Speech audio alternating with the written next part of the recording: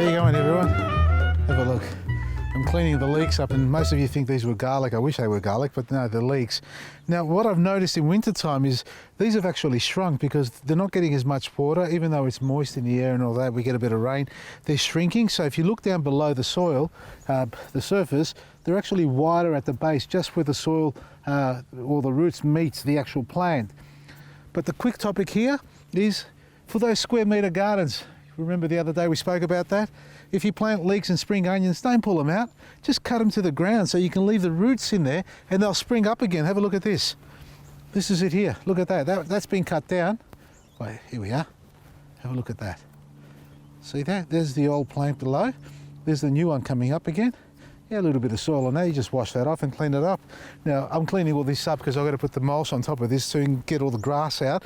But the soil that I've got here has got a blend of mushroom, chicken manure and wood ash from the fireplace, which is why you see it a little bit white there. I just want to see another example. Here's another one here. This is doing really well. Have a look at that. That's coming up again as well. So if you've got leeks, spring onions and onions in the garden, things like that, don't pull them out, especially if you've got a small area where you're planting. You don't want to be planting them and waiting 6 months for them to grow again. So things like that, cut them to the ground. That's probably 2 or 3 weeks old since we cut it. You know, in another 3 or 4 weeks, that'll be ready for another harvest. So 2 or 3 harvests is great. Now, quick one, pruning roses. It's time to do it. Let's go and have a look at one. We came here the other week, was about to start pruning these, and I mentioned that they're pretty much ready for a winter prune. But then we got sidetracked and went down to have a look at our citrus trees. Well, we're back now because these have well and truly gone dormant. These buds are really not going to do anything, so it's time to take all this back. Now, with a standard rose, bush rose, generally you would cut them back this time of the year. Unlike your fruit trees, about a third. I'd go to 2/3 on these ones here, and you can see the old wood down below. So there's about 4 or 5 or 6 years of age there at least. And then you've got your 3 years old, and it sort of goes on from there. So this is all last year's growth or this year's growth that we've just gone through. And I'm going to cut it right back to probably 1 or 2 buds above that point there, but it really depends on the shape of the plant itself. Some of the branches are growing in the wrong direction, we cut them right out. And look at that, we've got a light bulb or a garden light right in the middle of this. Isn't it great? It's all good in winter because you can see the light, but in summertime, you don't even know it's there. So I'm going to start cutting this. Now, the rule of thumb here is cut to an outward facing bud on a slight angle so moisture doesn't sit on the cut and all that sort of stuff. So don't cut to a bud that's facing in, cut it to the outside. And you know, they're very forgiving, these plants. If you stuff it up, it'll grow back. If you stuff it up too many times, well, you know what happens then? They give up. Now, also, these are 6, 7 years of age, approximately. Some of them are a little bit older, some of them have been replaced. But have a look at where the graft is. You can't see because the post is in the way, but have a look at this. See, we've got the stem down here. This is the graft on top, 2 buds or something like that. Sometimes they have 3 buds, or 2 buds is generally what you'll find with them. 2 grafts, that is. Now, I've seen a lot of people cutting their roses and a lot of, you know, deciduous plants back to a knuckle, meaning right back to the point of there's no return. And now the plants, it works okay, but what happens is it starts to callus over. You start developing this huge lump on top of the actual, the stem itself, you know, the actual stem of the plant, the rootstock. Now, I don't know if you like that. I don't personally like that. I reckon the plant should have a nice structure, in a strong structure base, foundation to start with, and then you can create your beautiful shape on top. Now, this is your young plant. Let me go over here. Come over here.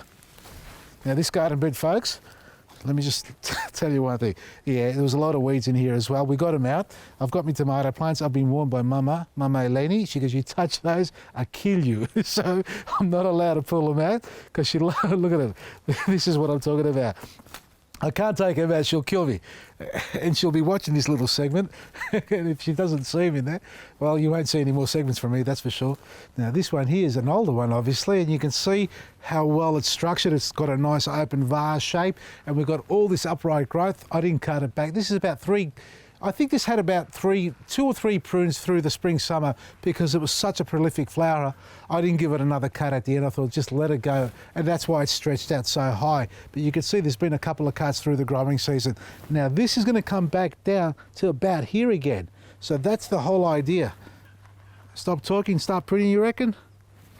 Let's give it a go. All right, we'll cut here, we'll cut there. So now that one there is crossing over, we get rid of that completely. We'll work to that one there. We don't need that one in there. We're going to cut back, well, that's been cut back once, but we'll cut it back down to here like that. Oh yeah, by the way, I forgot to tell you about this. Look at this little thing going on here. Nearly swore. This is the rootstock taken off. Wispy little thing with lots of thorns on it, and it keeps suckering up. I've got to dig them out. I'm going to cut them down to the ground for now, but to stop that from happening, you need to get down below and nail that out. Really dig out where the root is, or into the root part there, so it doesn't keep shooting up. Otherwise it keeps budding up.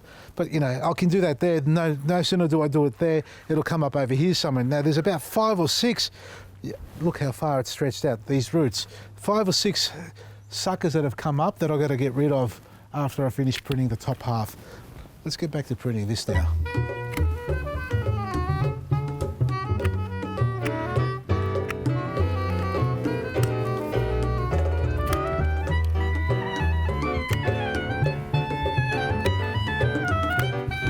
There you have it, sort of. Like I said, you know, if you make a mistake somewhere here or there, you cut too much off one side, it'll grow back. Treat it like hair. You know, so we've got a bit of crossing over here, get rid of one of those. But that's pretty much what you've got to do. Open it up, have a bit of space in between each cut there, make sure the buds are predominantly facing away. And at the end, more importantly, once you finish doing your cut, and remember, always spray your tools before you start or move from one plant to another with the metho, which is what I did. I've got it over there. Spray your plants with bluestone, copper sulfate and hydrated lime. That leaf curl or that fungicide product you can get in the retail stores.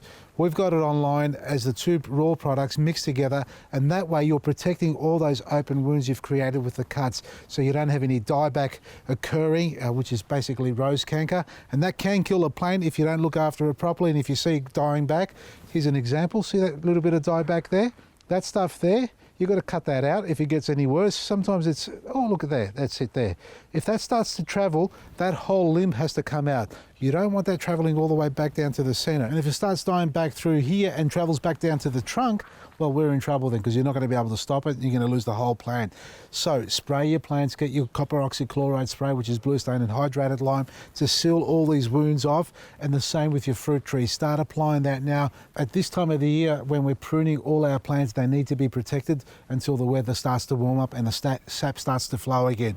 Plenty of products online at the moment, folks, so get on there, check it out, vasilisgarden.com, and enjoy yourself in the garden. From me, Vasili, Maresi.